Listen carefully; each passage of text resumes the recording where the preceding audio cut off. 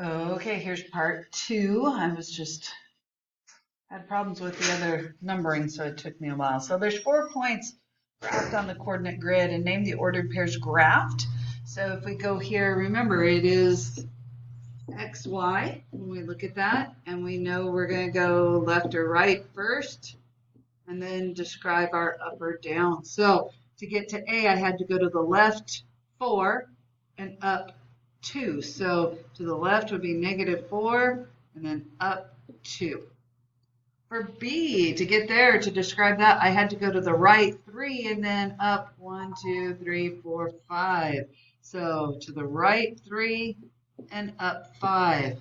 For C, I'm right here. I didn't have to go up or left or right at all, so that's 0. But I did go down 1, 2, 3. So 0, -3.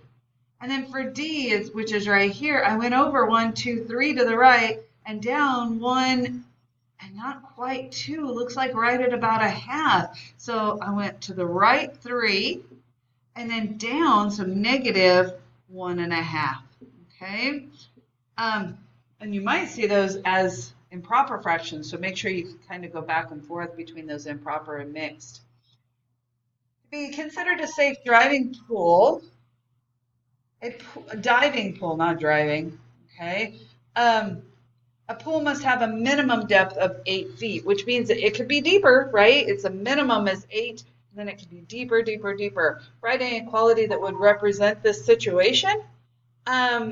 And so minimum depth, it has to be 8 feet or deeper. So it could be 9 or 10 or something like that. So X has to be greater than, because it could be bigger than that, 8 foot. So that's included. So X is greater than or equal to 8. And I know I didn't say to graph, but I'm going to go ahead and do that.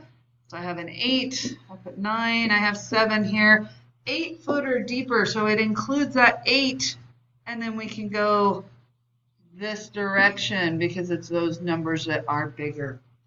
If you are not understanding, you need to come in and ask some questions so that we can get you some help. Get ready for that test. Have a good one. Good luck.